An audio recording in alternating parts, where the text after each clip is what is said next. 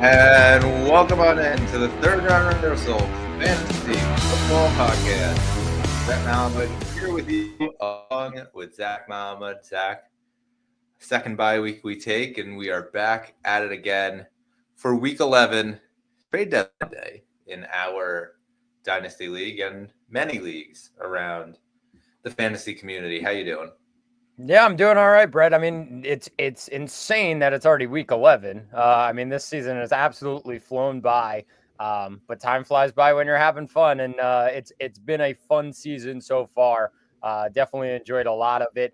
And there's you mentioned the trade deadline day in our leagues, maybe a lot of leagues around the country, and when you look at it, I was pretty busy in the last couple of days. Just trying to get some last couple of trades here and there. So really excited for the rest of the season and really the home stretch as we try to get our teams all into the playoffs.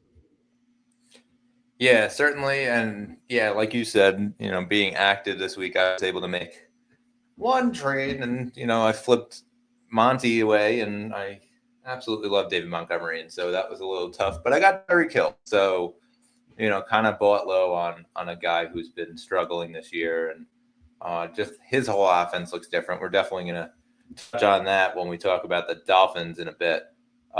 Before we get to any of that, please subscribe to YouTube, wherever you get your podcasts, and give us a thumbs up. Zach, let's jump right in. We're going to talk Thursday Night Football. Eagles, they go on, they take a win over Washington, 33-10. Zach, this looked like it was going to be an absolute blowout. Oh, actually, that score's wrong, but that's okay. We will still go ahead. It looked like it was going to be a blowout, and then they kind of just came back at the end. That said, I think that as far as the Washington Commanders go, it's kind of just a, move along, and this wasn't the game for them, and it's okay. It looked like Saquon Barkley kind of had his way with them, finishing with an absolute bomb of a performance. He, gets the 2 touchdowns and 146 yards, 26 carries, 33 points, and obviously, like in our league, it went up to almost 40 points. Bonuses that we have for 100 rushing yards. And yeah, I mean, listen, I think that a couple things are proven here. Number one, Saquon's still going to get his, even in a game where it doesn't look like he's going to get his. They're going to try again with him. Again, like 26 carries, and that didn't stop Gainwell from getting in for his couple of carries just to kind of change the pace.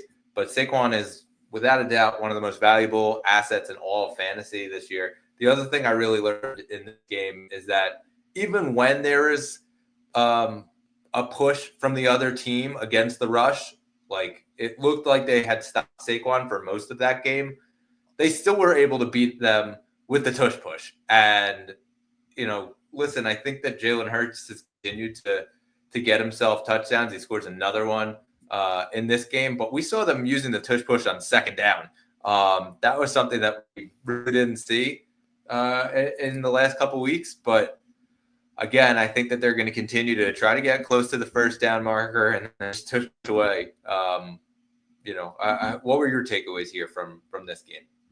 Yeah, I mean, it was a divisional game, so I wasn't expecting like too many booming performances, Brett. I thought it would be just one of those tough games and just really grinding out points. It did end up going that way for a lot of the first half. There was a lot of guys that at the end of the first half, you were like, all right, like not the greatest day so far. Defenses really standing strong and not allowing these guys to really get anywhere.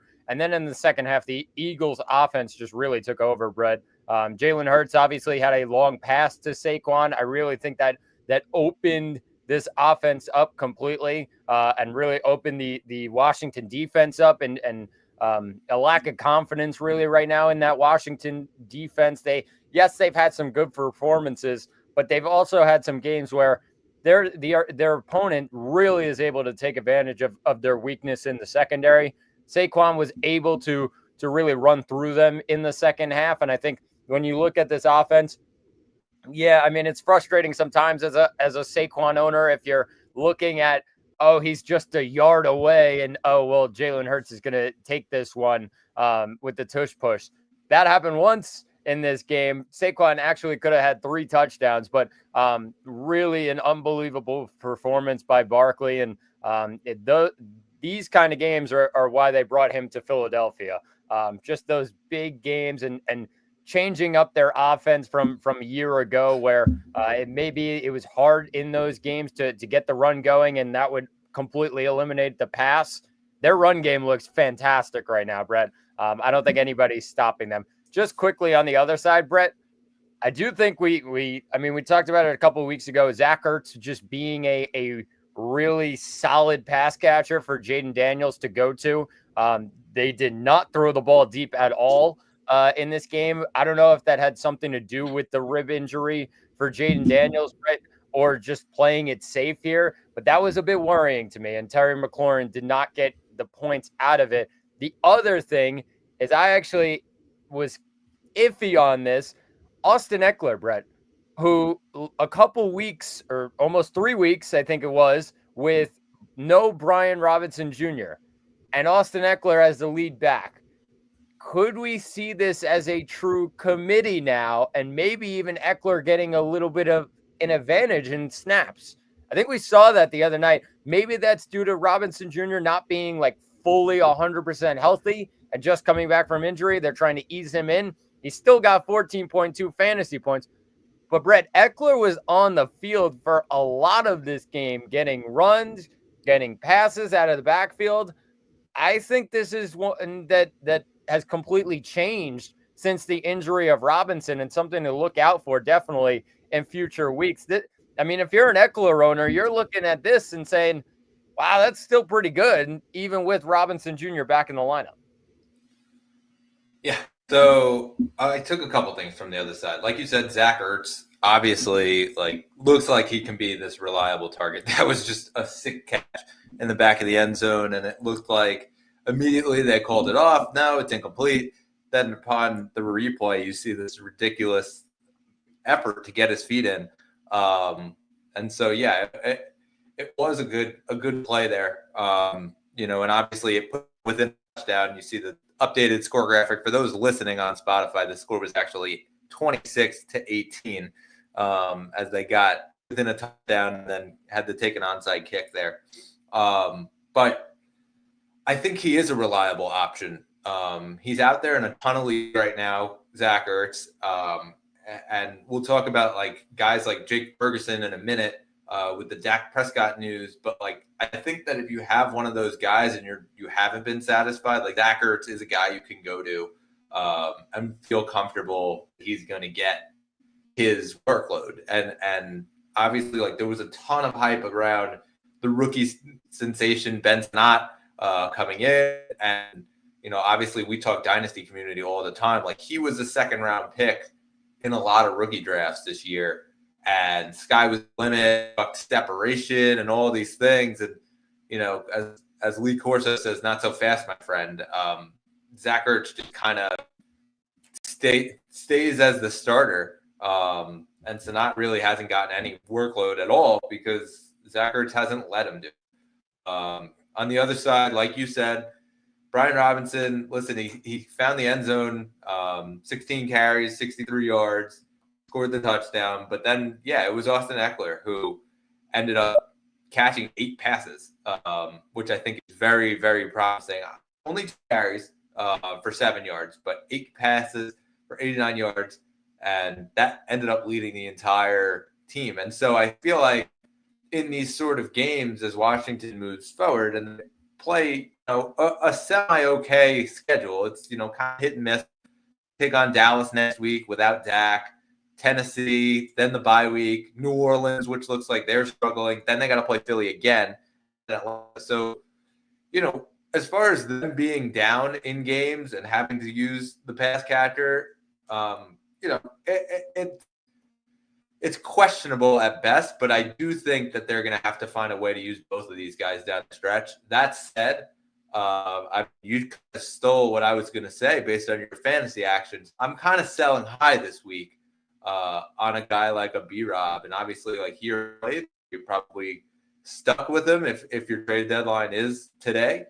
But if you did get out, like I think you're happy about that, knowing that there is going to be this committee coming up, and Eckler's kind of going to work his way into it. Yeah, and before I made that trade, Brett, like that's not even something that I was like truly thinking about. Like I thought, like I was like, all right, B-Rod's gonna be the solid running back that he is and get the touchdowns like he did in this one, but I didn't expect the snaps to just be that like lopsided. I think like when you look at what it was earlier in the season, like it was B-Rob and then Eckler. Now it's Eckler and B-Rob just like on the same level, and I think rightfully so, Austin Eckler deserves those touches, Brett. I mean, this is a guy that, I mean, when we see him fully healthy, he's one of the best running backs in the league. Like he truly is. And yes, it's been a couple of down games and down years for him since his peak just a couple years ago. But this guy still has it, Brett. He's at the age of 30 or around there, and he's still got it. So, definitely a guy to keep an eye on. And if you have Eckler, I mean, he could be a starter in lineups now all of a sudden. And if you're a team that maybe lost a couple guys, but still have Eckler on your team, like that's a really solid flex play each and every week. Last thing on this game here, Scary Terry. He put the scary in Scary Terry this past week. Terry McLaurin, 1 catch on 2 targets. He finishes just 10 yards for 1.5 points. It did break an 8-game streak of double-digit fantasy points. And so are you starting him next week against Dallas? Like, are you concerned at all? Yeah, no, I'm not worried here. I think when you look at the Washington game plan here, it was all right, be smart and don't turn the ball over and don't put Jaden Daniels in bad areas. And although they did that on some plays, passing wise, they did not because they didn't allow him to throw it downfield. Brett, I think when you look at Terry McLaurin, what's the biggest thing with Terry McLaurin? Speed down the field. I mean, they didn't throw it once. So when you look at that, I think that's a thing that will change. And I think it's really just protecting Jaden Daniels in the pocket. I think that was the biggest thing here. Philly's defense has been so strong. One of the top defenses in the league in the last 5 weeks or so, Brett. So not putting Jaden Daniels in harm's way, especially with that rib problem, I think that's why we didn't see too much of Terry McLaurin. I'm not worried. I think next week and the week after, he'll get some solid matchups and he'll be able to take down a lot of those secondaries. All right, Zach, speaking of getting downfield here, a guy who can chuck it is back as the starting quarterback. Anthony Richardson comes back in for the Colts. Shane Steichen announced the other day, so he will take on the New York Jets as the starter. Joe Flacco to the bench. Zach, I think that when we did watch Joe Flacco in the couple weeks we were off, he looked awful. He looked like a shell of himself. It was almost like the Mike Tyson fight last night where you're like, okay, well, this guy used to be really good. And then all of a sudden it's like, all right, this guy, I think it's time. I think it's time. He looks washed. Like, not to compare 58-year-old Mike Tyson to Joe Flacco, but that's kind of just how I felt, the way that a lot of people felt last night watching Mike go through that. That said, I think that it was deserved for Anthony Richardson to get back in there. Yes, the struggle was on that. I think that he's gotten not a lot of good protection from his line. I mean, this is an offensive line that was touted one of the best in the league, and they really just haven't given him the time to be him. Even with the rollouts, like he hasn't been able to roll out that much. He's getting a lot of pressure. He's not exactly supposed to be a pocket quarterback. He's more of a mobile quarterback. He can get outside, bootlegs, and things like that. That's how you use Anthony Richardson. We didn't really see the read option at all. We talked about a couple weeks ago, he had that play where he came out because he was too tired, because he was running for his life, basically. It felt like he had no protection, and he just basically take off as often as possible to try to scramble. And he said it point blank, like there was a lot of running, and he didn't throw his team under the bus, which I thought was a really good sign, at least from the teammate standpoint of it. Even after he was benched, he was still right there, giving the high fives to everybody. Biggest cheerleader for Joe Flacco. Still was able to sit down and learn. So now he goes back at it. I think that as far as the redraft standpoint, like I've said it to you, and my fantasy actions speak for it. Like a lot of people dropped Anthony Richardson when he went to the bench. This is a guy that if he's out there in your league, like go grab him. I grabbed him in every league that we're in. I already had him in Dynasty, but as far as our 2 redraft leagues, like I went out and I got him, and I have Patrick Mahomes on my team. So I feel like I'm in need for a quarterback. But this is a guy who, yes, the floor is low, but he has the potential to score 40 points each and every week just based on the ability alone. And so when he starts to get himself back into it and he's comfortable the way that we've seen these flashes, I think that sky's the limit. And so if you're in that kind of a bind and you're like, okay, well, I have a Josh Allen, I'm not going to worry about it. Like always be prepared for the worst. And that's kind of how I always operate. So, if Josh Allen were to go down, knock on wood that he doesn't, but there is a solid option there out on waivers. That said, I think from the receiver standpoint, you're a little bit scared because from what we saw, Josh Downs didn't really have any value. Pittman didn't really have any value when Anthony Richardson was starting. The only guy who really is going to get an immediate boost is Jonathan Taylor. And I think that really was very present when Joe Flacco was the starter, is that he didn't have any threat to run. And so they were kind of just stacking the box for Jonathan Taylor. Taylor couldn't really get much going, minus a couple big runs he broke off.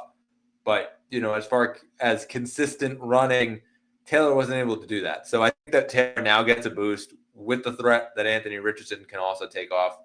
Start getting back into that read option. I think that that's really going to be their bread and butter. Was especially last year, when right before Richardson went down. Like I think that is going to be what makes this team effective. Now they play a Jets team that, let's be honest, they suck against the run. They just can't stop anything. Can't stop a nosebleed against the run. And so, this is a really good test for them here. Yeah, I agree with you, and we'll get to that Jets-Colts game in a little while. But as for Richardson, I mean, you could say what you want about like the decision to bring Flacco in. Richardson just flat out wasn't good enough in his games so far this season, and the Colts needed to change. They were 3-3 in the games that he actually played in. They were only 2-3 in his full games that he played in. So that's just not good enough from their standards, and felt that Flacco could give them something else in terms of the passing game that Richardson cannot. In the end, what hurt Flacco was that he just can't move. He can't move. So it's much easier for a defense, especially an NFL defense, to try and guard against Joe Flacco, who's just going to stand there for 5 seconds in the pocket until he throws it, versus Anthony Richardson, who's going to run out of the pocket and cause some damage outside. So I think when you look at Richardson, the one thing that comes to mind for me when he comes back in is the passing, because it just is not good enough right now. I mean, Brett, when you look at the 5 games that he's played in, completion percentage in those games, 47%, 50%, 50%, 41%, 31%. That's not good enough for an NFL quarterback. So he needs to find his receivers better, or just keep it simple, not try the deep ball sometimes and find the soft route or the check down receiver and find those guys rather than try it for the big one. So, and just be smart with the ball. 4 touchdowns, 7 interceptions this season. Cannot turn the ball over. He's had in his full games, he's had a turnover in every single game except for 1. So, I mean, when you look at that, you say, yeah, it's just been bad. So a couple weeks, he sits down, he gets to learn under Flacco and watch what's happened there and try and improve in the passing game. But until he gets that going, Brett, it's going to be hard to trust Anthony Richardson. I do understand the upside when it comes to the run game, but you need the passing game as well. He needs to work on that. He'll get that going, hopefully. But I mean, I think rightfully so, the Colts saw that direction with Flacco and said, yeah, all right, we'll try and get something going with the passing game. It's hard to see one of a couple of these receivers really like booming from this decision. I don't think that's going to happen. I think they'll probably downgrade more than that. But I mean, it's a time for Anthony Richardson to learn. That's why they drafted him so high just a couple of years ago. All right, going on to our next headline here. Dak Prescott ruled out for the season. He's going to undergo hamstring surgery. Dak, a big blow here to the entire Cowboys offense, especially CeeDee Lamb, I would say. Listen, I think that watched CeeDee Lamb operate with a Cooper Rush in front of him, and just ineffectiveness is, the name of the game there. Just able to get the ball near him as opposed to getting it right on him. It definitely has a difference, and we saw it last week here up against Philadelphia. Yeah, Brett, and I understand, like, when there's the people that look at CeeDee Lamb right now and say, oh, well, he was good with Cooper Rush a couple years ago. Oh, yeah, he was pretty good with he got a lot of targets. He got receptions. It was like Dak Prescott wasn't even there. Like, it's perfectly fine. This is a much different Cowboys offense, Brett. I mean, they had Kellen Moore calling plays back then, and I mean, just a mind like that will get CeeDee Lamb in open areas. They don't have that now. This Cowboys offense is not the same team. So what did I do just a couple of days ago? I sold on CeeDee Lamb. I'm kind of done. I got out because I just don't think this Cowboys offense is the same. And oh, well, Cooper Rush, like I said, oh, he was solid a couple years ago. This is not the same Cowboys offense as a couple years ago. He doesn't have the same weapons. He doesn't have the same offensive line. He doesn't have the same running back next to him. It's hard. Not easy. So I'm kind of out on a lot of Cowboys pass catchers. Of course, you're going to start CeeDee Lamb every single week. Now you're going to start Rico Dowdle probably as well because obviously, even though we knew it already, Mike McCarthy was like, oh, he's our lead guy all of a sudden in week 11. We were like, yeah, we knew that already. But obviously we'll get to the Cowboys in a little while, Brett. But as for Dak, this is a painful one. This is definitely a painful one. After getting paid in the offseason and really Dallas is like, all right, well, we have faith in him as our starting quarterback. Do they now? I mean, it's a question, Brett. I mean, if this team goes with 3 wins, 4 wins, do they draft a quarterback and try and get a guy under him? Like, the question is there now. So this injury, I think, comes at pretty much the worst possible time for the Dallas Cowboys because, I mean, the end of the season could be absolutely woeful. I mean, we saw it what they were against Philly the other day. They weren't even the same, like they weren't on the same level. They weren't on the same field. This is a hard one, and I think for Prescott owners in Dynasty, it could be a bit of a scary one, Brett. Yeah, I agree with it. Listen, I got out on Dak Prescott about a year ago, and it really just came down to he just kept getting banged up. And so it was like, okay, we have to try to upgrade, haul of a trade, got Patrick Mahomes. But, aside from that, like, I just think, not the end of Dak. He certainly shows signs that he can't stay healthy for a full season. And we've seen that in the last bunch of years. Now he's getting paid ridiculous amount of money. And shout out to his agent who got him the contract before the season started. And like now what that looks like, they got to pay him.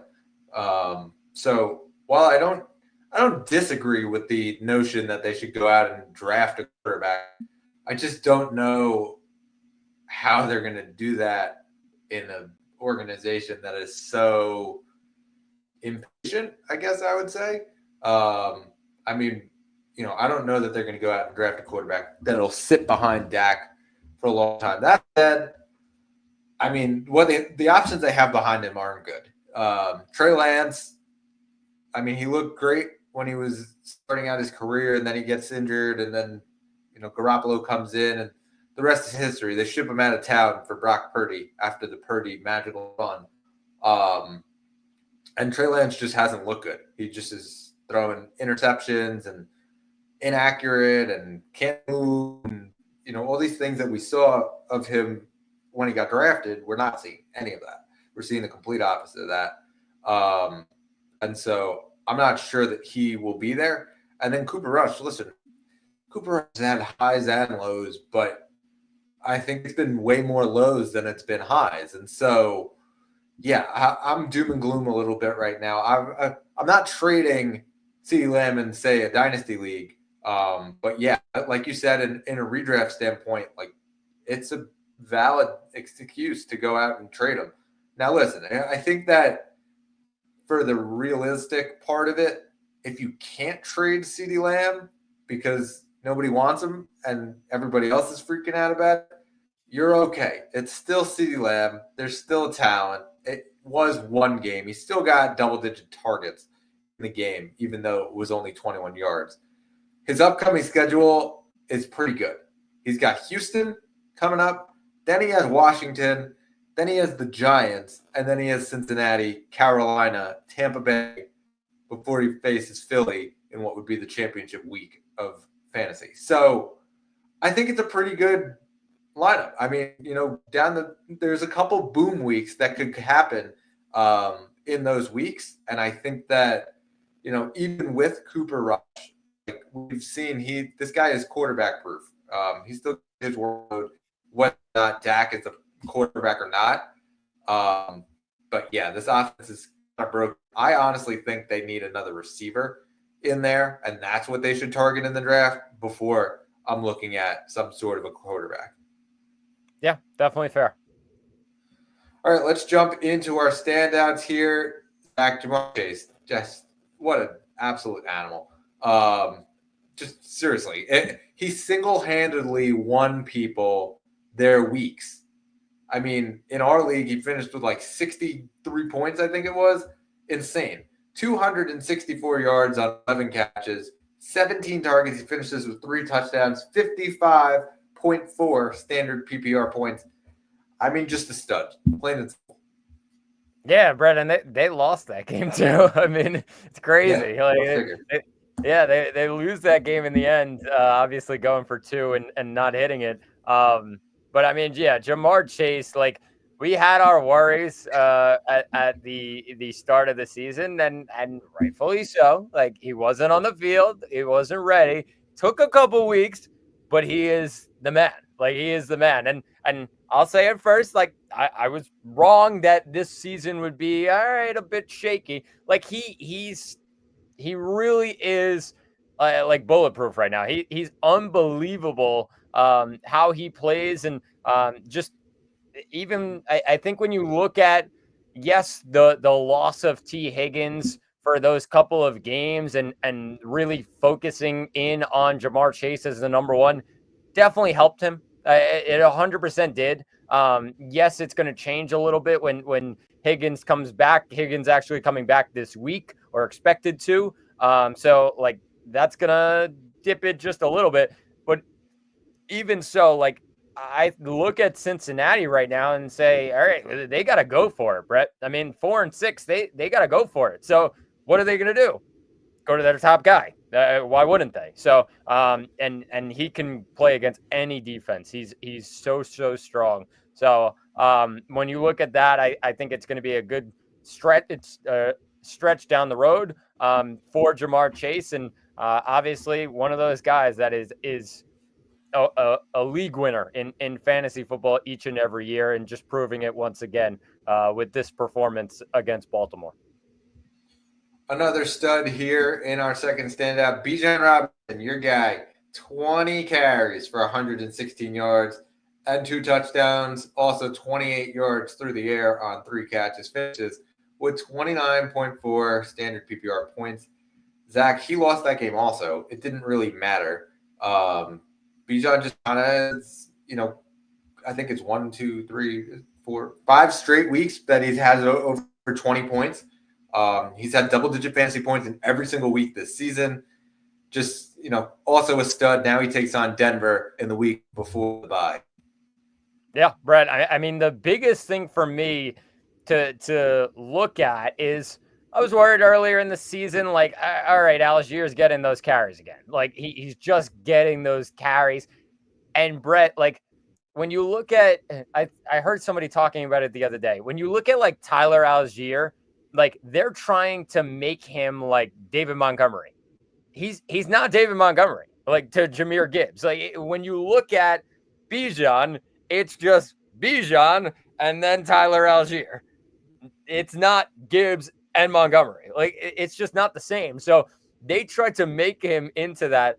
I thought it was pretty funny. It was either the last game or the game before. They put in Tyler Algier for first and second down on like the 2-yard line. Get stuffed both plays. Then they bring in Bijan third down. Easy walk-in touchdown. Like it's just so simple that they realize and are realizing, give Bijan the ball, he's just going to do damage. Like he's that talented, and he's unbelievable. The big thing for me, Brett, is the work in the passing game. I mean, 7 receptions in 2 of the last 3 games. So I think when you look at that, that's big. A huge thing when it comes to PPR. Yeah, I'm excited right now as a Bijan owner. They're really starting to unleash him. It is a bit of a tough stretch, like in between the bye, but then you get to the playoffs. It's a fantastic stretch there. So that should be good for a lot of Bijan owners. All right, jumping into our final standout, Zach. Calvin Ridley. And it's been 3 straight weeks for Calvin Ridley where it looks like he is shining. 5 catches, 84 yards, a pair of touchdowns on 9 targets. Zach, 25.4 standard PPR. I think that this is a second coming here of Calvin Ridley, the guy that we thought we were getting when he did sign there. And obviously now D-Hop is out of town, and in 3 games he's had 300 receiving yards, 2 touchdowns, and so now he gets to play the Vikings. The Vikings haven't been too good, so I think that it could be the train keeps on rolling for Calvin Ridley here. Yeah, Brett, I'm as a Ridley owner in Dynasty, I think I'm the most thankful for that bye week in week 5, where they really just took a step back, realized what this offense like truly was. And obviously they got Pollard in the backfield who's doing great things this season, but then they get rid of Hopkins. And now it's like, all right, well, trust Calvin Ridley. The target number is crazy, Brett. Like it's way up there. So when you look at that, I mean, the last 5 weeks, 8, 9, 15, 8, 9. Like when you look at a top wide receiver in football, like that's around the range that you got to throw those guys the ball. Like, and he's proving that he's clearly a wide receiver 1 here. We were kind of waiting for it, but now he gets a good stretch after the bye, and just keep rolling him out there because he's definitely coming up big. Obviously gets the couple of touchdowns last week. I think that's the next step for him, getting those touchdowns on a consistent basis. If he could get a touchdown each game, added with those receptions and yards, I mean, we got a real bright spot in fantasy lineups in Calvin Ridley. So definitely good to see in the last couple of weeks. All right, Zach, let's jump into it here as we start our game breakdowns here. Zach, let's start out in Baltimore, where the Ravens are taking on the Steelers. And I mean, as far as the Ravens go, I think we're kind of just going to say it like we always do. Start guys.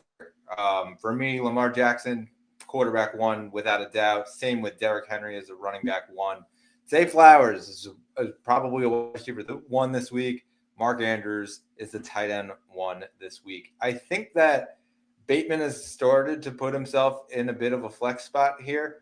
And, in the last couple weeks here, he's been the wide receiver 3, but it hasn't really mattered here. And so for me, I think that Bateman at least gives you the upside. Pittsburgh's probably going to hone in on trying to stop Zay Flowers this week. And so, with Rashad, and like he's getting the target share knowing that. Last week he had 8 targets, caught 6 of them for 54 yards and a touchdown. So, he's back in my lineup this week.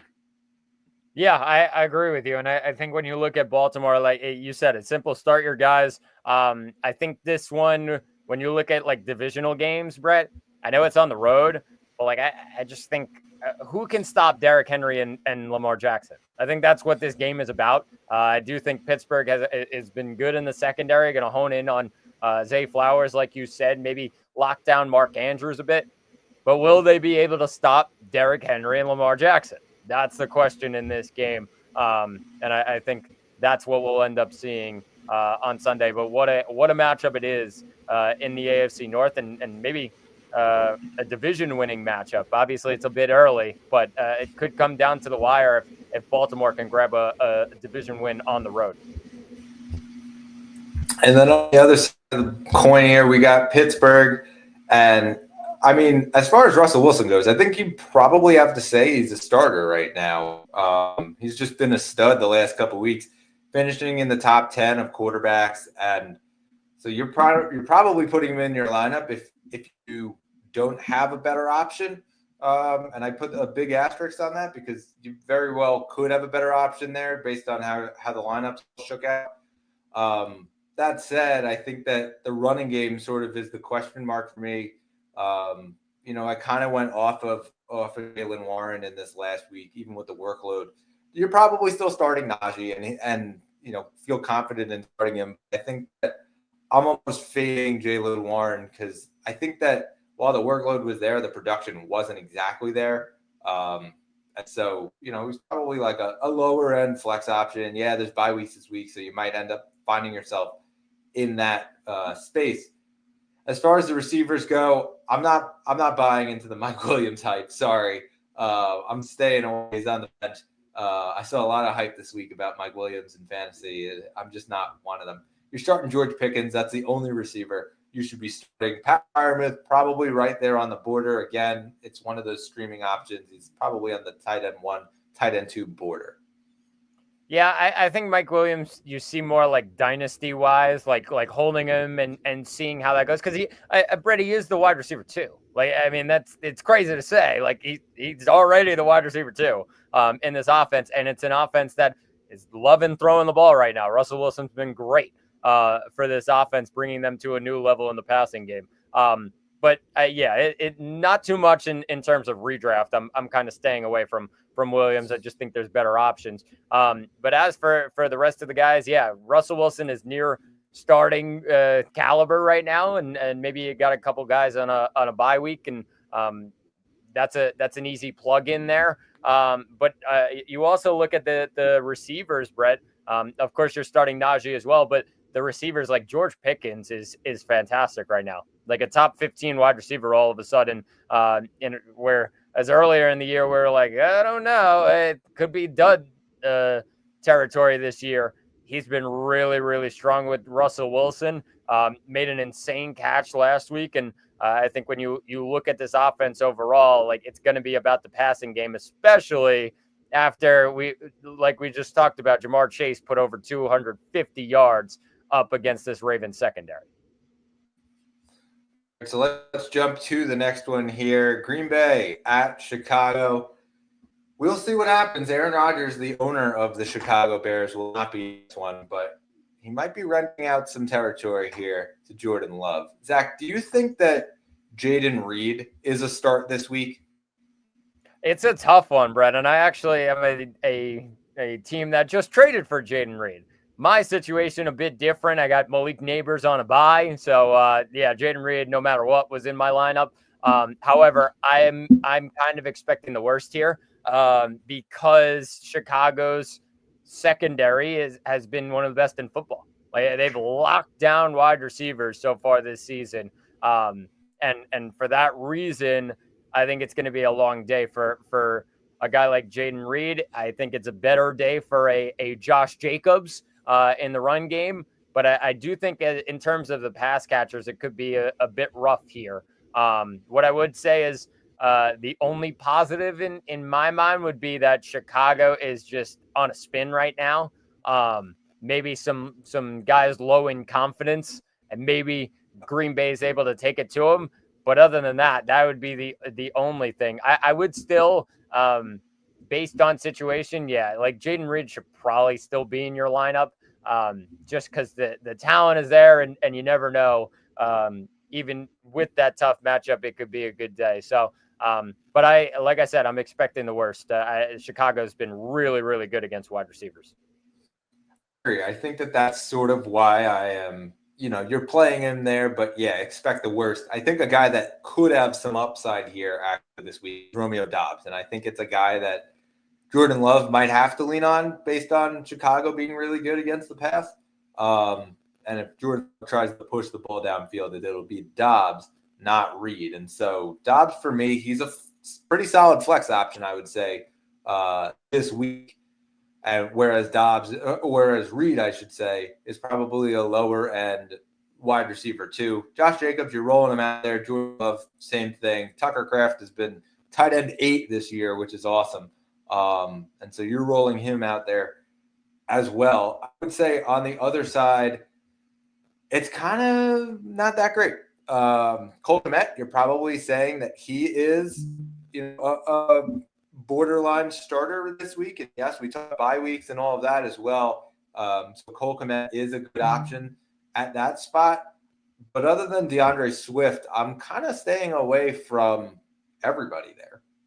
1000% agree with you. I'm a DJ Moore owner, Brett. It's just been so bad. It's so bad because when you look at Caleb, they expected him to be great right away. And I don't blame Caleb in this situation because he's young. I mean, we talked about this a couple of weeks ago, throwing young quarterbacks right into the fire and saying, oh, they're going to be magical. There's only select few guys that can really, really do that, Brett, translate from college into the NFL. One of them so far has been Jaden Daniels. But like even you look at like Drake May, started off the season just a couple games out, learn the offense, learn the weapons that you have, and then come in week 4, week 5. And Drake May's looked really, really good so far, Brett. I mean, showed some really positive signs. Caleb Williams thrown into the fire right away. Big expectations. Oh, we're going to be fantastic. You can't do that. I don't think we can do that anymore in the NFL. That's just something to really worry about right now. But as for the pass catchers, yeah, I'm not starting any of them because I have to see it before I believe it. And I just haven't seen anything so far this year from those guys. So yeah, it's Swift, maybe Kmet, and that's it. Everybody else is on the bench for me. All right, let's jump to the next one here. The Rams, they travel to Foxborough to take on the New England Patriots. Zach, let's start out with the Patriots. I think it's kind of just not great. Drake May has finished as a quarterback 1 in half of his starts this year. I think that is a notable thing. And in a bye week, you're talking about him being one of those potential options to just fill in against a defense, though, that has really, it looks like, listen, since Aaron Donald was out there, looks like he's still in there. Just their pass rush has been very good the last couple of weeks here. And so could spell some trouble here. I would say that for Drake May, I'm probably putting him there, low end quarterback 1, potential filler option. As far as Ramondre, like you're putting him out there just for the sake of him being Ramondre. And I would say probably Hunter Henry falls in line for me as a potential option there, just because of the reliability that he's had there. Been seeing a lot of hype around Kayshon Boutte this week, Pop Douglas. And I still think, like, while Pop Douglas is probably a dash guy, I don't know that I'm putting him in the lineup this week or Kayshon Boutte the way that some other people have. Yeah, no, that's fair. And Brett, I mean, when you look at, obviously we've already had a Thursday night football game, so it pushes Drake May a bit up in people's rankings. I would say like he's just outside there in my mind, but obviously everybody's situation is different. If you have a guy on a bye week or somebody went out, like then you can plug in Drake May. The big thing for me with Drake May has been the rushing. that's what we ask for in fantasy football when it comes to quarterbacks, and he's rushed a lot. So that's a positive sign, definitely for the future, and even for this week. Like, he's going up against LA, and the Rams defense has not been good so far this year, and one that he could take advantage of. He is on his home field in Foxborough, so that's a positive sign. But I think when you look at just everybody, like, I trust Hunter Henry probably as one of the tight ends. When it comes to the pass catchers, it's kind of hard to choose. And another guy, obviously, I'll throw in there is Ramondre Stevenson, who could have a nice day against this Rams defense. But as for the wide receivers, you kind of pick and choose, and could even have some better options available as well.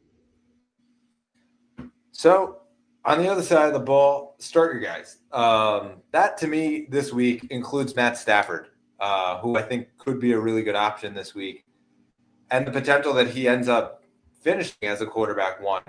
And so for me, it's Stafford, it's Puka, it's Cooper Kupp, it's Aaron, and that's it. I don't know that there's anybody else on the radar for me. Zach, what do you think?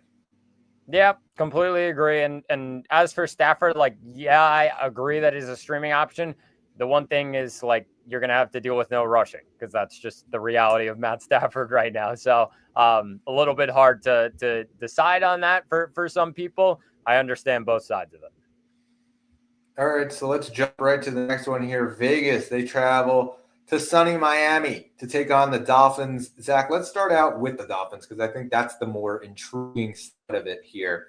Tyreek Hill has looked like a shell of himself, and he scored a touchdown last week, which kind of saved his day.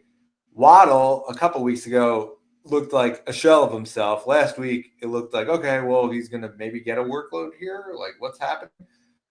I think that it's just kind of been a cluster, in Miami. And so for me, I think that you're cautiously starting Tyreek with the hope that he goes long on a big one here.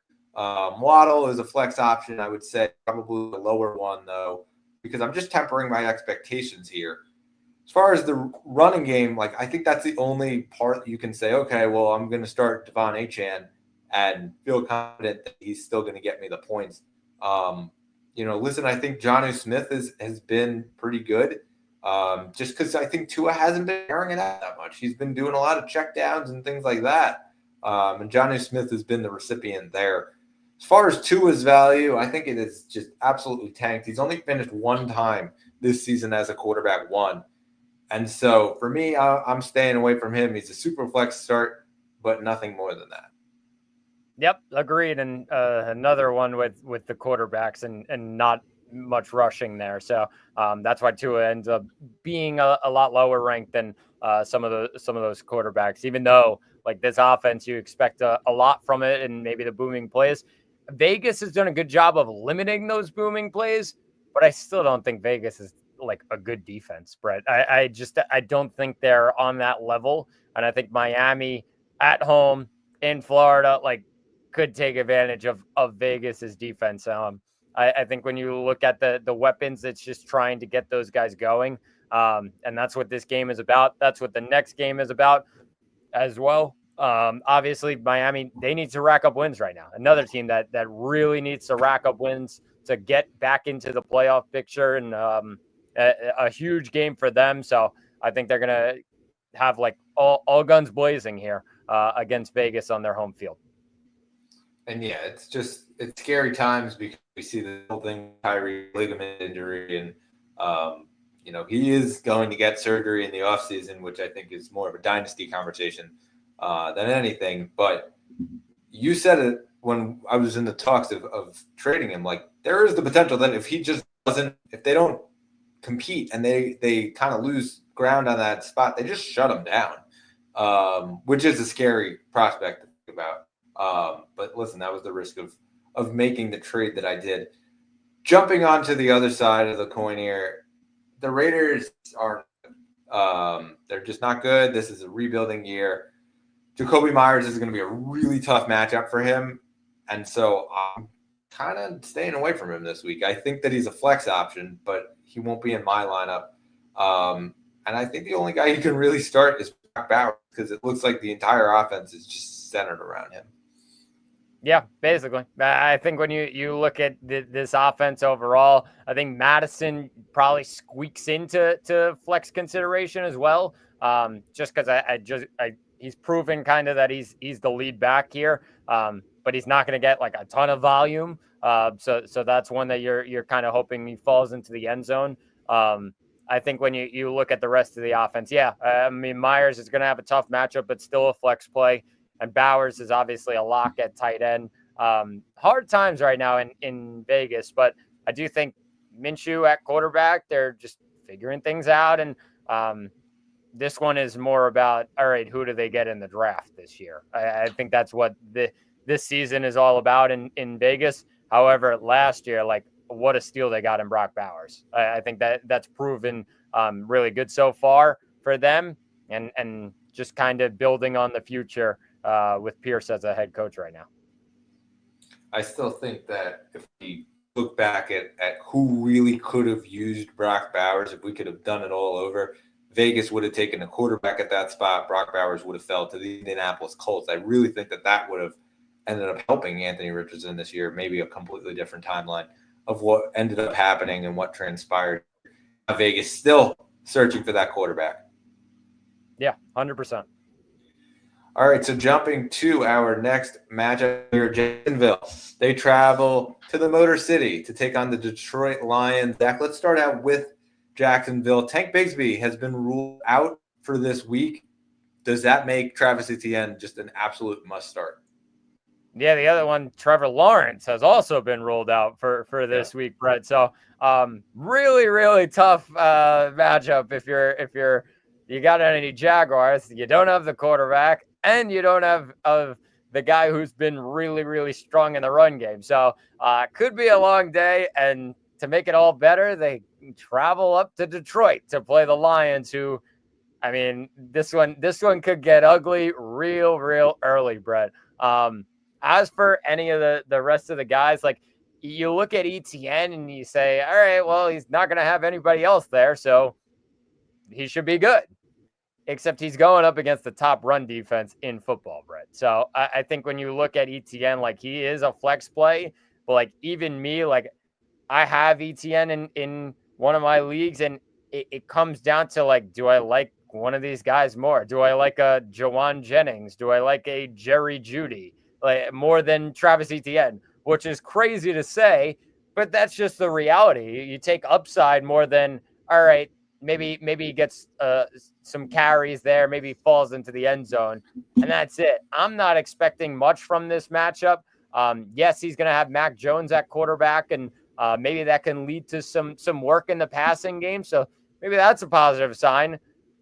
I don't know how much I can trust him in like really in it's mid-November, Brett. Like you got to win games to get near the playoffs. Like you can't have a maybe in your lineup kind of deal. And that's a bit what worries me right now with ETN.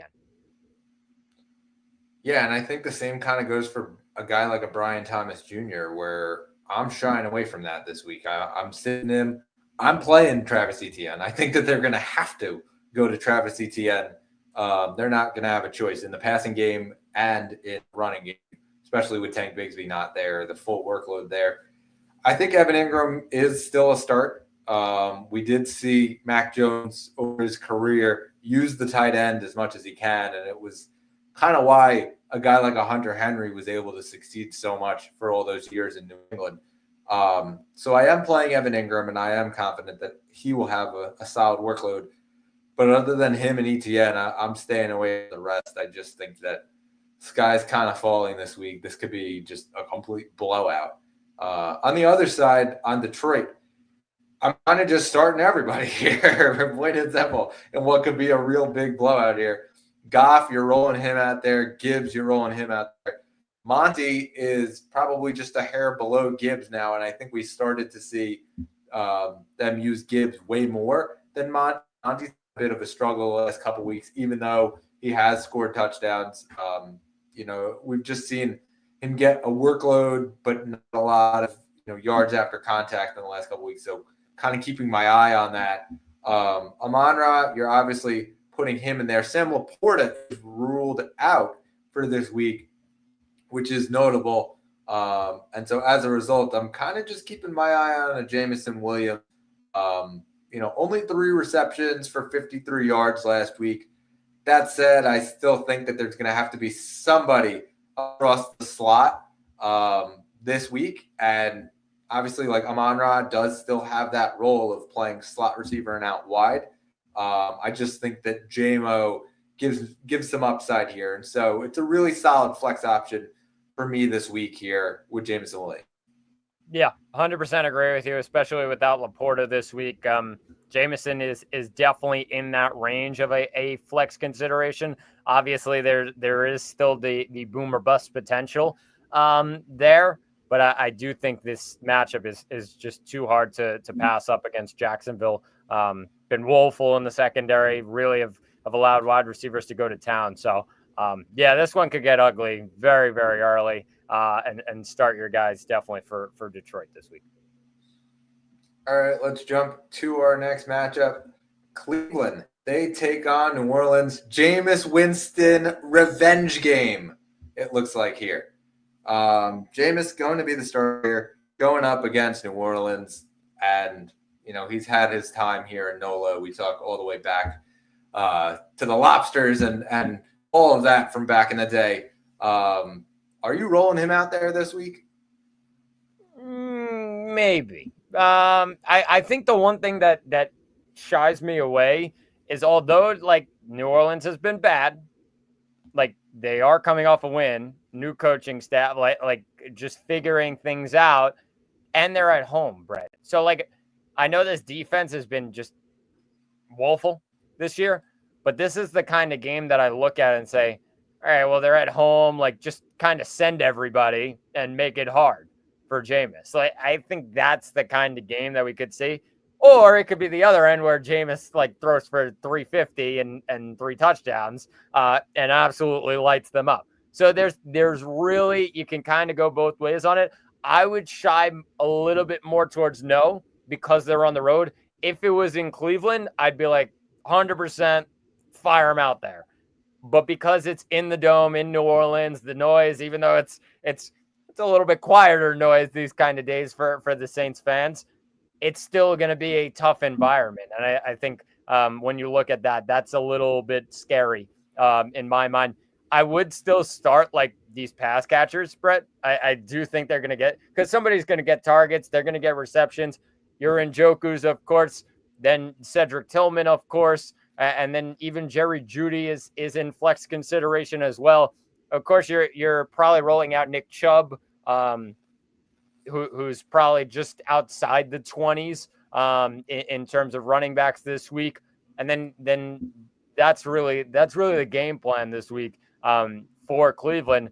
But they really let Jameis like fire it everywhere. And I think when you look at that, that gives positivity even in a tough matchup in the dome for those pass catchers to still have solid outputs.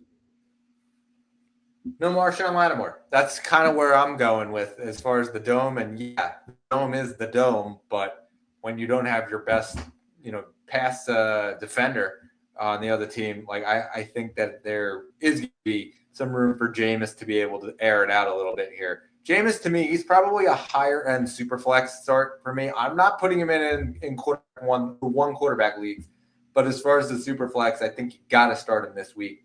I'm looking at Cedric Tillman this week, and I think it's been really good for him since, the last couple of weeks when Amari Cooper was shipped out of town.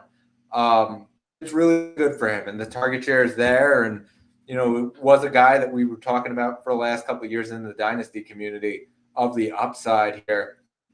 I just think that he's probably a solid flex option this week for me.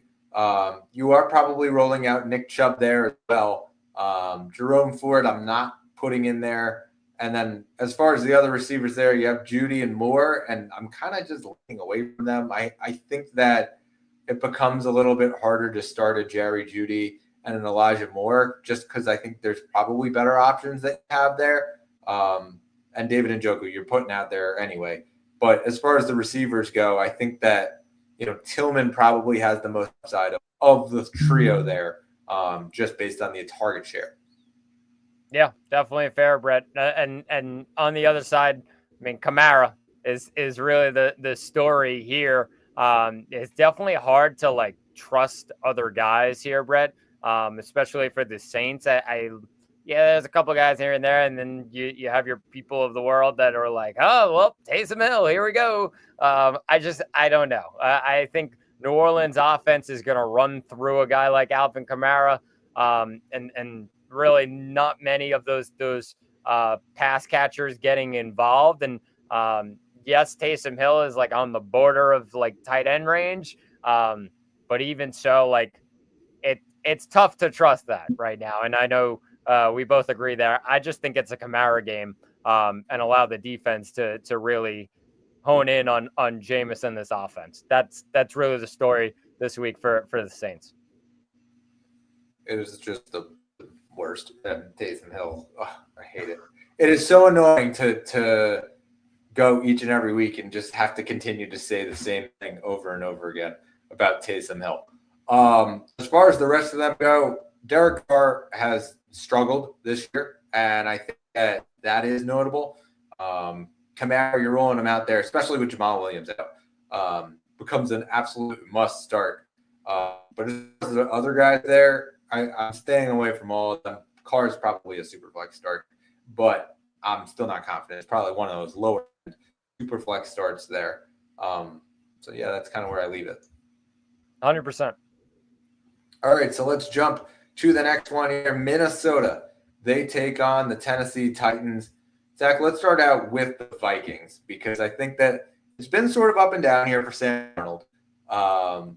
But as far as the fantasy output, like we've seen weeks where he has been good. He's been really good. I don't know that it's worth going out. Like you and I contemplated about me trying to go out and get him in say, a dynasty league, where he's just been solid for this year. I think that continues, though, throughout the rest of this season. Yeah, no, it's fair. I think when you look at like Sam Darnold overall, like it's been strong, and then he's getting there's been some shaky weeks, but he got all his weapons really back.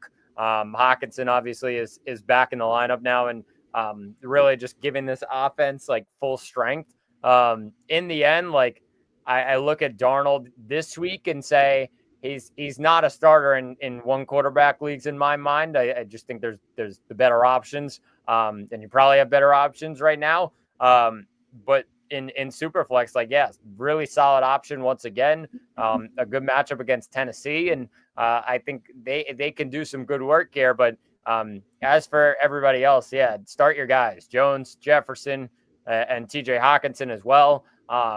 I'm a bit iffy on the Jordan Addison train. I'm almost done with it, so I would not start him. Very, very low flex consideration right now, and just waiting for the day that they get him involved. But I don't think it's going to happen, especially now that they have Hockenson back. I think it's those two guys, Jefferson and Hockenson, in the passing game that are really going to get a lot of the work.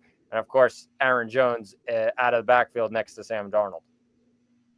Yeah, I'm with you. I think that, Addison has just been kind of faded, but I think it sort of just has to do with the quarterback. He's looking for Jefferson. Now he's looking for Hockenson as well. And Aaron Jones has just been really good, and they didn't really have the really solid running game going last year that they do this year. And that's sort of taken away from Addison's value there. So, yeah, I'm kind of with you. It's a little shaky on the Addison front, and right now I would say in the dynasty community, it's probably an opportunity to buy low on him, just because I think his value is sort of tanking a bit. As far as the rest of the guys go on the team, I'm starting Aaron Jones this week, and obviously Justin Jefferson. I'm starting TJ Hockenson this week, and like I said at the top, I think Darnold is a solid option here. Finished as a quarterback one in a lot of weeks here. And so for me, I think that depending on what your team looks like, I'd be rolling him out there in what could be a very, very solid week for him going up against a team that has struggled. Yeah, definitely fair. And then as far as the Titans go, I mean, this guy is just absolutely falling on these guys. I would say that if you have Tony Pollard, you're probably still just hanging on for dear life with him. I would say if you have Will Levis, on the other hand, don't be fooled by that top 10 performance. It just, the real Will Levis is probably going to come out this week against Minnesota, because I can't see him being really, really good. Tajay Spears, I think, is okay, I would say. And it really just comes down to who do you have at the running back position. He had 46% of the snaps last week. So notable in that standpoint, but probably a lower end flex option, I would say. Like I said, Tony Pollard, putting him in there as your running back too, just from the upside, potentially gets in the end zone, things like that. Calvin Ridley, I think you got to start him this week. Very high end flex option for me. And then as far as the rest of the guys, stay away. Yeah, agreed. And I think when you look at it, Pollard and Ridley are in your lineups, and Tajay Spears more of a flex play in the end against Minnesota, which could be a tough matchup for a lot of these guys this week. All right, so let's jump to the next one here, Zach. And we talked about it at the top of the show. It is the Indianapolis Colts. They take on the New York Jets. Sky's been absolutely falling for the New York Jets. Do you think that, from the fantasy standpoint, that any of these guys will be able to land in the top 10 of their rankings? Maybe. I think Breece Hall could have a good day here. I think and then when you look at the rest of the guys, like Garrett and Devontae, like, are going to get their touches. It's just like, it's hard to predict like who's going to land in the top 10 and who's going to not. Like, it's just, it all depends on like how the Jets are feeling that week. I think that's kind of how we're taking it right now. Like, how are they feeling this week? Are they good enough like to like go out and maybe even put up a fight against Indianapolis? Like, that's kind of what we're waiting for here, Brett. Obviously Devontae has a questionable tag heading into this week, something to keep an eye on, but most likely going to be in there. I think when you look at just the rest of these guys, like it's you start your main guys in Devontae, Garrett, and Breece, and just hope and pray that they actually come up with something each week. That's kind of where we're at right now with the New York Jets. Yeah, I mean, this, like I said, this guy is fun. And so I think you got to roll out Breece. You got to roll out the two receivers in Garrett and Devontae if you have them on your team. But yeah, it's just been very tough to predict what's actually going to happen. Aaron Rodgers probably a super flex option at that. But yeah, I think that's kind of it. I don't know that I'm relying on Conklin and Allen, Braylon Allen, et cetera. On the other side of the field is going to be the Indianapolis Colts. And I think, like I said at the beginning, Anthony Richardson, you're cautiously optimistic that he'll be able to right his ship.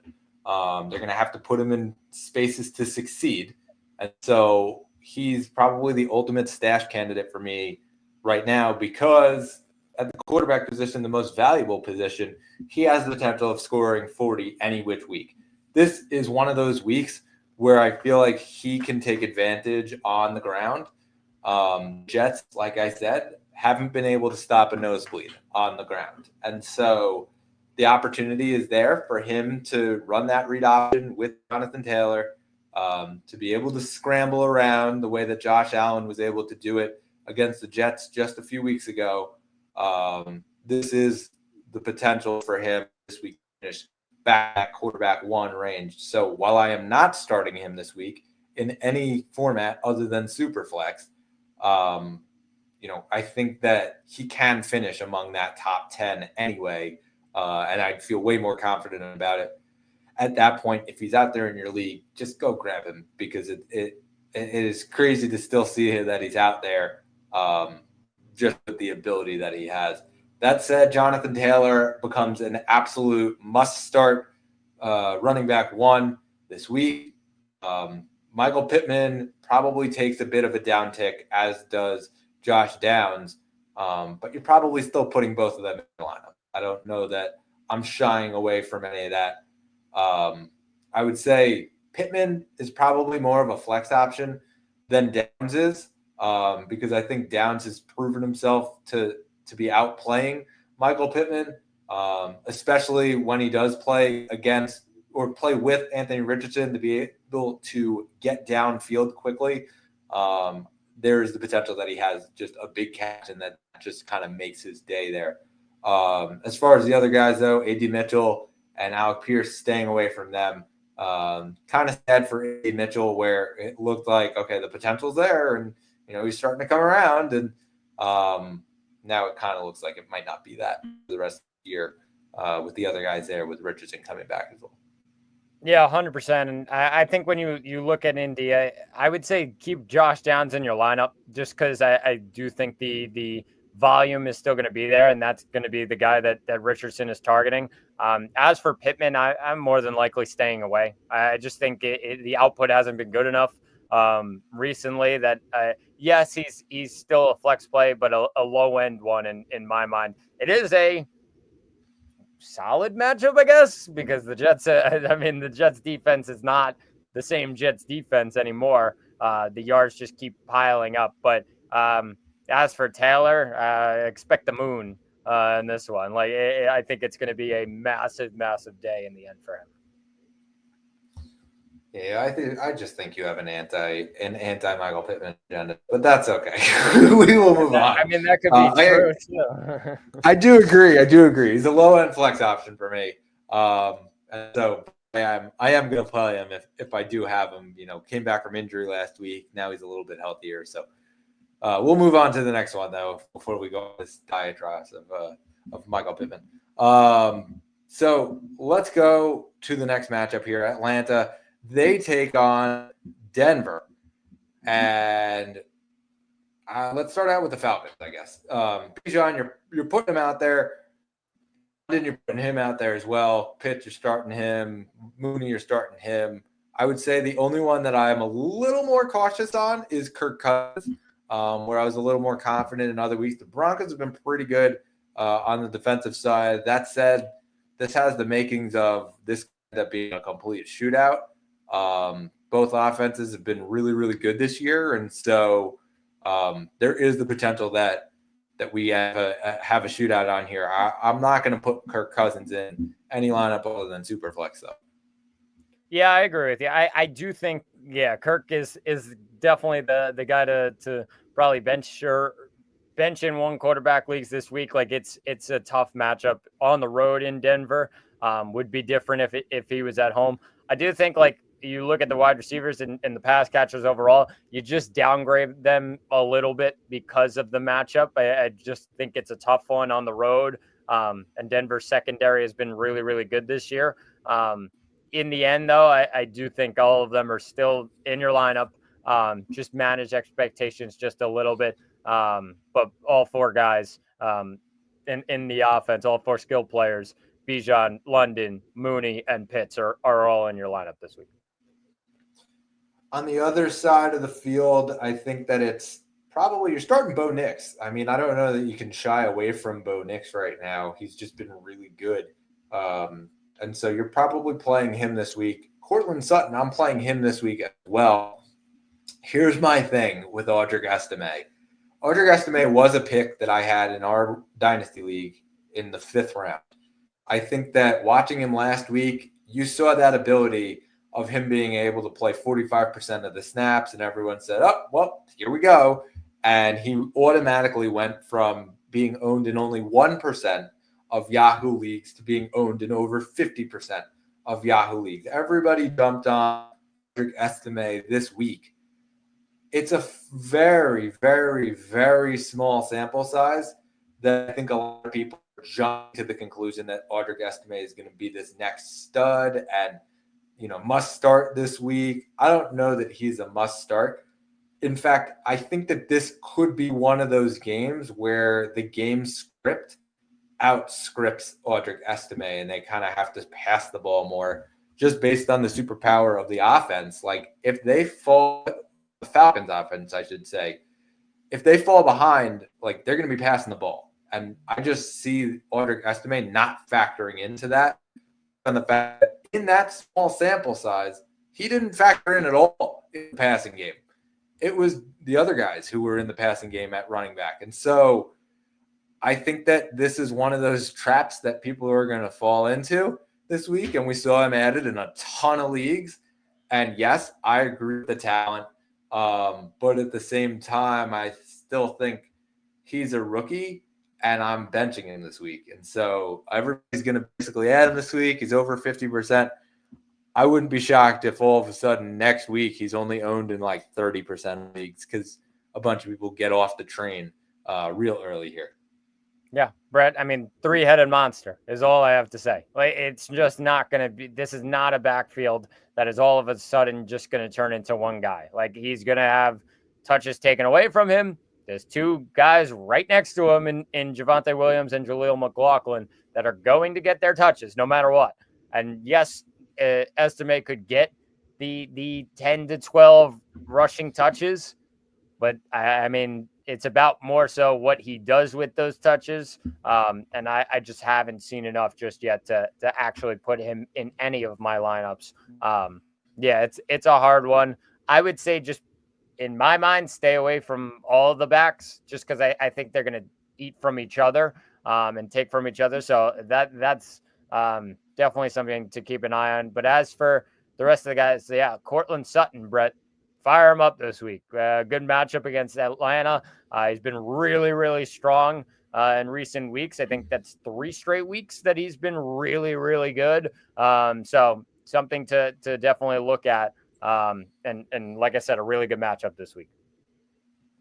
All right, on to the next matchup here. Seattle at San Francisco, 4:00 tomorrow. And Zach, let's start out with San Francisco because they're obviously a ton of pieces that they have going around here. I mean, it's kind of just start your guys here as far as the regulars. When we talk about Purdy, we talk about McCaffrey, we talk about Kittle, Debo as well. Jauan Jennings has worked himself into a nice role, and I think he becomes a probable start, not a must start, but a probable start here moving forward. You know, very solid flex option, if not even a very low end receiver too. And then I think Ricky Purcell is starting to work himself into a bit of a role here. And he's out there in a ton of leagues. So I would probably at least stash Ricky Purcell if he's out there in the prospects that you can then play him. I wouldn't go out and play him unless you're in a deeper league. But I think he certainly warrants a roster move to be able to add him. We talked trade deadline. And, you know, you went out and you made a good move for Jauan Jennings here. That would be my recommendation as far as guys to potentially target here moving forward. It looks like Jauan Jennings and Debo have kind of transitioned their roles a little bit here as well with Ricky Purcell.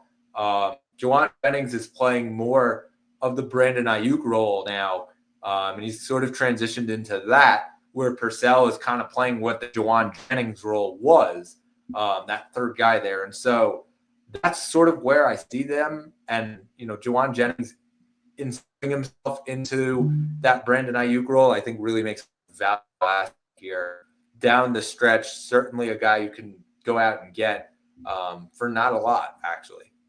Yeah, 100%. And that's really what I saw. And even Kyle Shanahan talked about it this week. The word in the end for it, Brett, playing more X is Jauan Jennings right now. So definitely something to look at and really be positive about. I mean, last week, 7 receptions, 93 yards. Like, that's a solid output. You would ask anybody to do that. And really, like, when you look at this offense overall, even with McCaffrey back, it looks like they're just relying on Brock Purdy to throw the ball and get the ball in Brock Purdy's hands and throw the ball and find his open guys. And more so than really just run down the opponent's throat with a Christian McCaffrey. Rather than that, like getting McCaffrey out in space and even the passing game, getting him those touches out of the backfield. And really going from there. But I do like this approach a bit from this offense in San Francisco to get the ball in Brock Purdy's hands and just let him sling it everywhere. And he's been a really, really solid fantasy starter this season because of it. So should be a really good matchup again this week.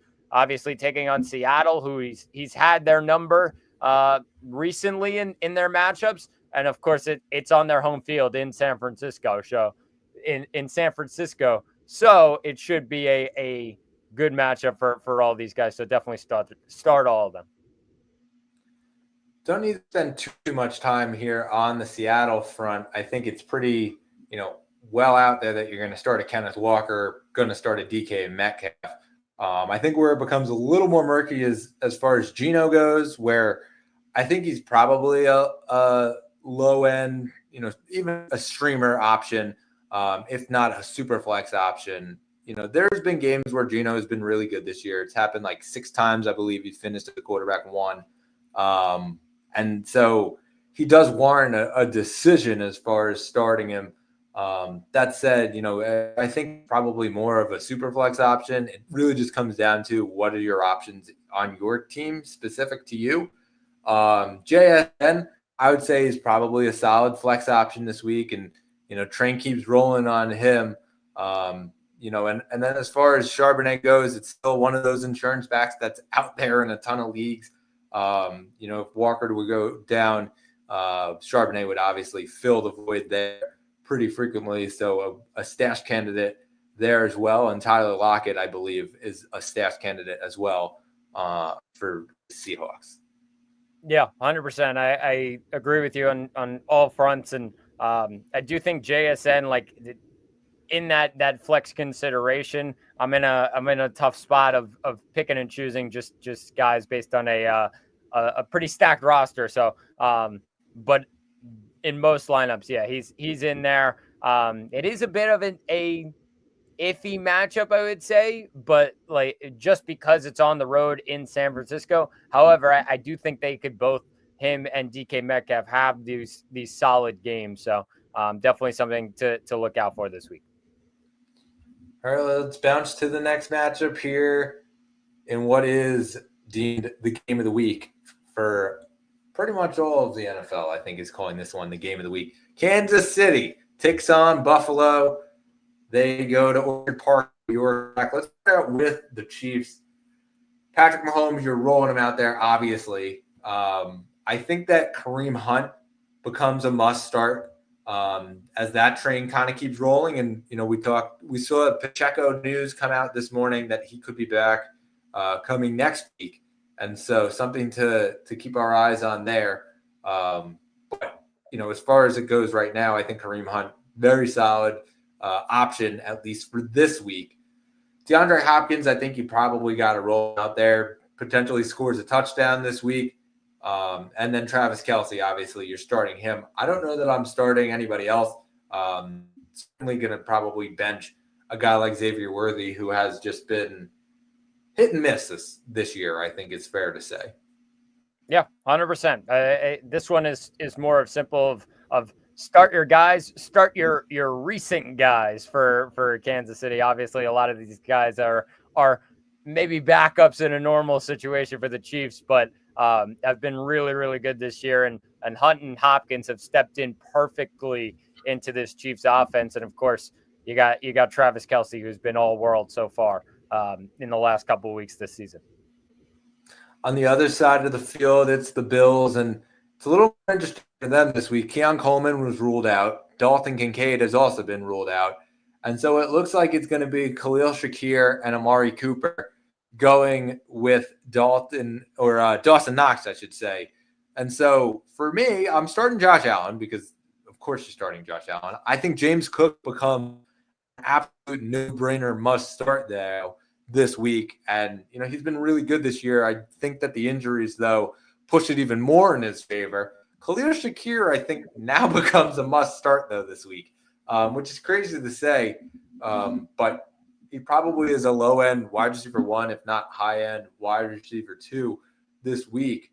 Amari Cooper, probably right there in that flex range. We haven't really seen him turn it on as far as the Amari Cooper of old. But, now obviously the opportunity for him to be able to do that this week.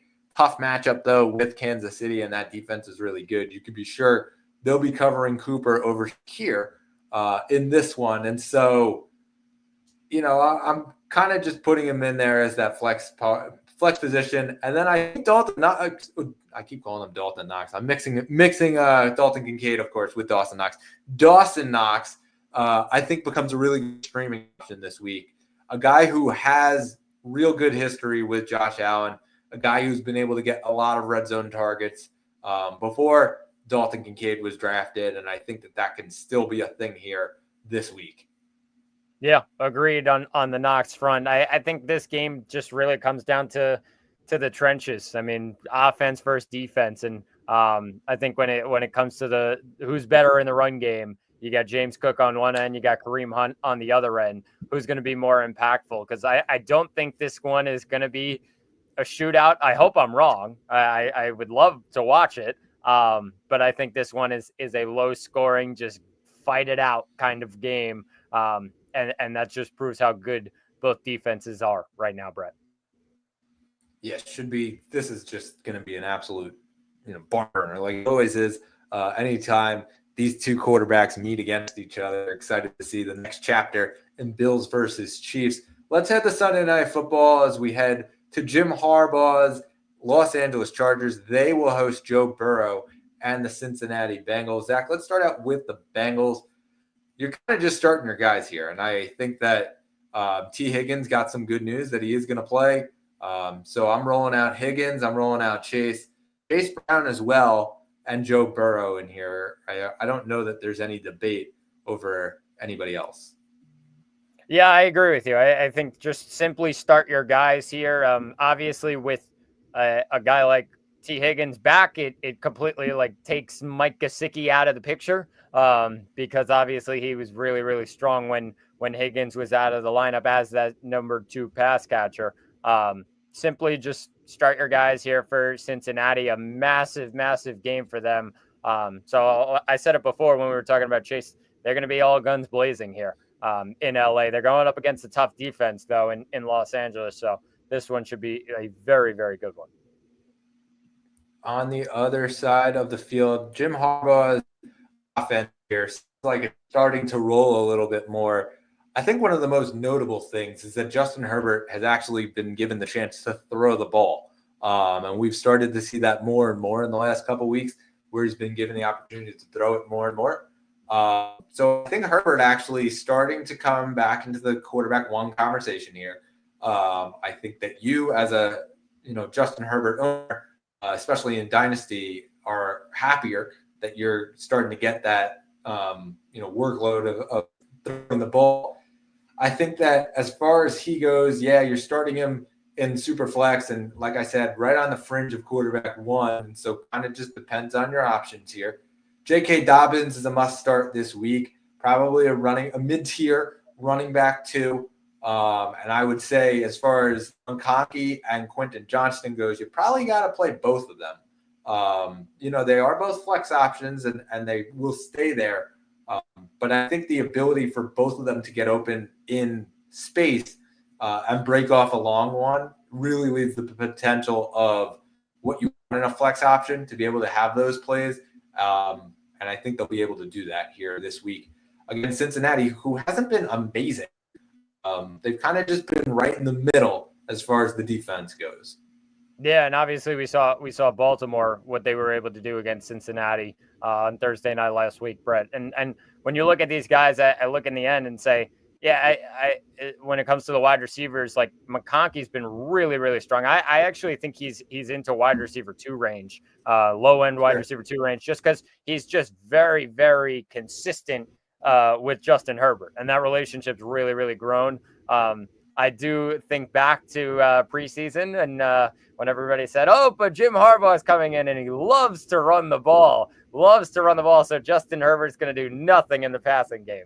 Yeah, week 11 right now, Brett. So he's doing pretty well, I would say. Justin Herbert makes me happy as a dynasty owner, but more so QJ as a flex option right now. And Yeah, you said it. Cincinnati's just been okay. I think when you look at this offense, they've been feeling really good in LA, and really could try and take it to the Cincinnati defense this week. So definitely a lot of guys to look out for there. All right, the final game here in our slate goes to Monday Night Football. When we talk about it, the Houston Texans take on the Dallas Cowboys. Like we said, Dak Prescott will not play as he has been ruled out for the season. So it is Cooper Rush. And Dak, I think I know where you're going to go on this, but I'll start with the Cowboys. Cooper Rush, to me, super flex start, but very low end.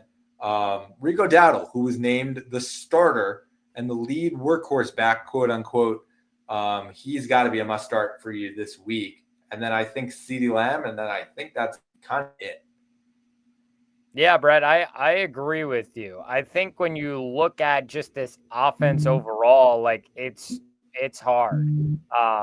Like you have your Fergusons and CeeDee Lambs of the world. You're going to start those guys, I would think. But I think when you look at like the rest of those guys, it's like, yeah, Dowdle and probably that's it. Like, I mean, the guys behind them, the Jalen Tolberts of the world, like I just don't think they get the same with Cooper Rush at quarterback. So I would definitely just be not staying away from like this Cowboys offense, but avoiding the extras in the offense just because it's not the same offense right now. And I think CeeDee Lamb, like I talked about him a little bit before, like is still a top 10 wide receiver, but like is creeping towards like 10 rather than 1 right now. And that's just the reality of the situation in Dallas. Has to prove himself this week. I think this one's a big matchup because Houston hasn't been great against wide receivers. They still have some things to prove in the secondary. But as long as they just get to Cooper Rush, it could be a long day for the Dallas Cowboys, Brett. Yeah, I think it can be, certainly. I think on the other side of the ball, you kind of just got to start your guys here as far as Stroud and Mixon and Nico Collins. Like you're putting them all out there, Tank Dell as well. You're putting them all out there. A guy I do want to highlight is John Mechie, who scored a touchdown last week. He had 6 targets. It was awesome to see after his battle from leukemia, scores his first career touchdown. I think it's a guy that in a deeper league, I would go out and stash. I think that, this offense obviously was built with a three receiver lineup in mind with Diggs. And now obviously Mechie's going to be able to get that ability to be able to play there. And it's, pretty certain that he's going to be that third guy. He's kind of beat out the rest of the guys there. So I would add him in deeper leagues. I also would at least look at the potential of stashing him in one of those 10 or 12 team leagues, depending on what's out there. Because just listen, the Texans are still going to be the Texans, and I don't know that they're shying away from any of that. Mechie could be a good recipient for points there for that offense. Yeah, 100% agree with you. And like you said, a great story to see with John Mechie coming back. I think when you look at this offense, like, yeah, Nico Collins is returning. So obviously changes around some of this offense. And a guy like Tank Dell, who was probably in the mid-teens when Collins was out, is now back down into the mid-20s. I actually have a tough situation of starting either Tank Dell or Jackson Smith-Njigba this week. So that's next on my to-do list. So figuring out which one is just the better option. But when you look at this offense overall, they're going up against the Dallas Cowboys defense that is just woeful when it comes to the run game. I think it's just a Joe Mixon, take us home kind of game, Brett. It's hard to say that about this Houston offense because they love to throw the ball and they love CJ Stroud and trusting him. It's hard to trust them though, because I just think this game could get out of hand, and I think it could be at the hands of Joe Mixon more so than any of the other guys. I would still start all those guys, Stroud and Dell, and based on certain situation, and of course Nico Collins. But like that's just the reality. It could be a blowout here. So we'll end up seeing how it turns out. All right, so Zach, let's head down the stretch here as we hit our lock of the week.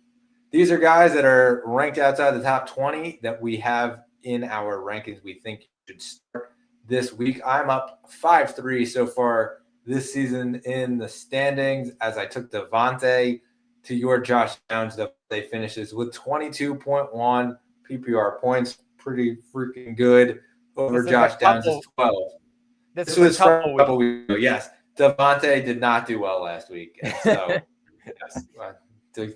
But yes, fair to say it was a couple weeks ago. We were off last week. So back at it, and I get the first pick here. I'm taking Calvin Ridley. And, like I said, when we talked about Tennessee, this is 3 straight weeks that D-Hop has not been in the lineup. And because they shipped him out of town, Calvin Ridley really has been able to shine each and every week, double-digit targets on the incoming. And so I think this is another week here where we can get him in the end zone and the potential, he's playing Minnesota, so it's not like the most glorious of matchups, but at the same time, they are probably down in this game. And so I think that the game script kind of dictates that, hey, he might get a really big workload here. Yeah, 100%. And I agree with you on Ridley. Definitely a guy to obviously put in lineups this week. Could be a good one for him. For me, I'm going with Ramondre Stevenson, Brett. And this is more so like, how in the world is this guy outside the top 20? I understand, like, last week they played in Chicago and he didn't have a great game. Yes, Chicago, give them credit on defense. They've been really good. But that game was kind of just out of hand, I would say. And New England was up for most of it. Didn't really have too much, but he still got 20 rushing attempts, Brett. So the volume was there. It wasn't his day. I do think you look at the couple weeks before that, 20 points in both of those games. And I'm going back to him. I think when you look at this matchup against Los Angeles, Devon Achane was able to have a great game last week against the Rams. You're also dealing with a young quarterback in Drake May, who's just going to allow this run game to get going with Ramondre Stevenson. He's my lock of the week this week. And like I said, just based on how in the world is this guy outside the top 20, based on the volume that he gets in this offense, just should be a good one for him. Yeah, listen, I felt the exact same way when we saw Devontae a couple of weeks ago outside there. In fact, before we jump into ones to watch, we are going to get into a viewer question here from Jay's Life. One's flex. It is a 1 wide receiver. Jennings, Tillman, Judy, or Hunt? That's a very tough question. I would say I would limit it to probably Hunt or Tillman more so between those two guys. The question in my mind is one of those guys. I'm somebody that usually prioritizes running back spread. I know it's a tough matchup against the Bills, but even through the rough stretch of this Kansas City offense, Hunt has still just been the guy that will put up fantasy points. He's going to get into the end zone kind of deal, and he's going to get the volume out of the backfield. I think it all starts with this Kansas City run game. I talked about the game before. I said this game's going to come down to the trenches. Who's going to be better when it comes to the running backs, Hunt or James Cook? I would say flex option wise, like I'll take Hunt. He did say 1 wide receiver as well, Brett. So it's a flex and a wide receiver. So 2 guys. So Hunt and Tillman. Yeah, I'm with you on that. I think that, Hunt has the ability to get in the end zone. Tillman has the ability for the target share there, as we talked about. So yeah, I'm with you. That's who I'm putting in. Just really based on the opportunity here. Always challenged on going on the upside. And so agree with you on that one. Let's head into our ones to watches. Thank you for the question. These are guys who we think will end up being waiver targets next week, owned in less than 50%. I'm up 5-3 in the standings so far. Again, we were off last week. So 2 weeks ago, I picked Xavier Legette, who took on Zach Ertz, and Legette on 13.9 PPR points to Zach Ertz's 1.5 PPR points. Zach, I thought that Leggett was going to come out after that and say, hey, here's how my name is pronounced. The same way that we saw it with Devon Achane, and it was Achane all up until he had one of those breakout games, and then he came out and said it. And it seems like Leggett has been Leggett and Leggett the entire time. And he really hasn't come out and corrected anybody either which way. And we've seen it time and time again where people are calling him Leggett, people are calling him Leggett. So we'll see. We'll see what the correct pronunciation is. Sometimes it takes for the guy's mom to just come out and say, hey, this is what it really is. One of his parents comes out and says, hey, this is his birth name here. Pronounce it like that. So I'm going to go out here and I'm going to take Ricky Purcell, 49% owned in leagues. And like I said, they've sort of switched the name of the game here with their role. Jauan Jennings is playing the X, like you said here, that Brandon Ayuk role. And it really has allowed Ricky Purcell to shift into that role where Jennings was in and allow him to get open in open space. Purcell does that really, really well. And we had that as his guy on the we had that as his scouting report here. And so for me, I'm taking Purcell. I think that it's a guy that's certainly going to be owned in over 50% of leagues after this week. Yeah, 100% agree with you, and definitely a guy to keep an eye on the rest of the season. Purcell has looked really, really good in this offense, and an offense that I said just a moment ago really likes to throw the ball and really likes to trust Brock Purdy and put it in his hands. For me, Brett, I'm going with another guy who we talked about just a moment ago, and it's Quentin Johnston, who owned in 41% of leagues. I think right now, you look at Johnston and some people still say like, oh, boom or bust kind of deal, hit or miss. I think that's true, but I also think in this offense that they have Justin Herbert throwing the ball around, they're going to make him more into a reliable, like 7 targets, 6 targets, and 4 or 5 receptions kind of guy for some deep yardage. I think they could hit him on a deep ball whenever they want. Plus the fact that I do think you look at Quentin Johnston and they're going to make him just into more of that. And he could be even more of a short yardage wide receiver as well. I think that's just the process that they're going through with Quentin Johnston right now. And especially in this offense that really likes to run the ball, really likes to rely on their offensive line. That could be huge for Quentin Johnston's game. But 41% of leagues right now, he's the wide receiver 2 in this offense. And I think the stretch coming up, he could be really, really strong. So definitely a guy to keep an eye on. Totally agree with you. And like we talked about when we got to the Chargers, it was, really the name of the game here is now let Justin Herbert, free Justin Herbert, and they have freed him. Look at the person next to you the way that John Harbaugh looks at Justin Herbert. Just an absolute warrior there. Before we get out of here, we do have some breaking news here. Yeah. That just popped up from Ian Rappaport as well as Adam Schefter. CeeDee Lamb was added to the injury report today. He is limited today with a back injury and has been listed as questionable for the Monday night game against Houston. Zach, could be nothing, but it also could be something. So certainly monitor what's happening here, but it's always scary when a Monday night game has one of these sort of things pop up on a Saturday, because obviously you have to push yourself towards making a move before your lineup is started. And so, yeah, what are your thoughts here just quickly on the CeeDee Lamb thing? Yeah, it's hard to tell like fully if he's like fully injured or it was just like a precautionary thing. Obviously that's what you really look at. Did it happen during practice that all of a sudden he went out? Because that is a lot different than came in, all right, back's not feeling great, run out there for a little while and then say like, all right, well, I'm just going to take the rest of this time off.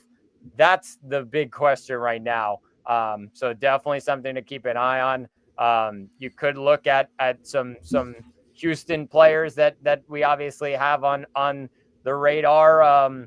But it's hard to really trust any of those other guys.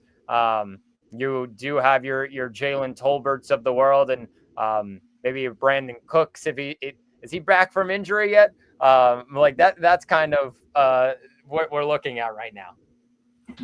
Yeah, and obviously I think that this is one of those opportunities where you almost want to keep an IR spot open just in the case that he does get ruled out. You quickly pivot, but definitely set a plan as far as what to do if you're going to go after a guy on either the Chargers or the Bengals. That's Sunday Night Football. If CeeDee Lamb, if something happens and he gets ruled out before that, or obviously somebody on Houston or Dallas, could be a John Mechie. I mean, that's a guy that we were just talking about a few minutes ago.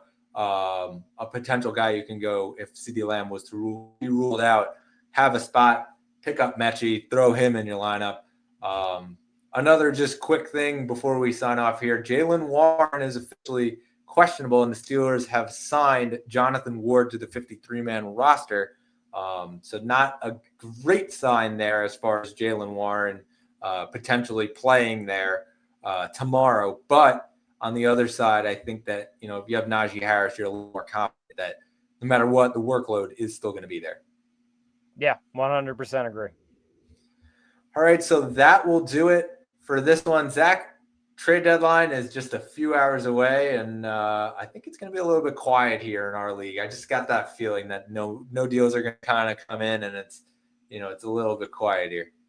Yeah, obviously our league, a lot of teams very, very, very close to each other in the playoff picture. Nobody really wants to make too much of a move.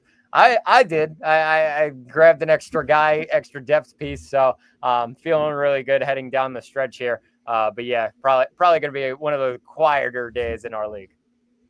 Yeah, fair. And I made my move the other day, and so it's kind of just like you said, all these teams are all stacked up right against each other, and then Dynasty is a whole other animal. You made a move this morning, and so I think it'll be probably a quiet deadline in that one as well. But excited to see if some of these teams make those moves, try to make the final push. And good luck to all of you who are out there trying to negotiate a last-minute deal here before the deadline hits at 11:59 for most of these leagues. Subscribe to us on YouTube or wherever you get your.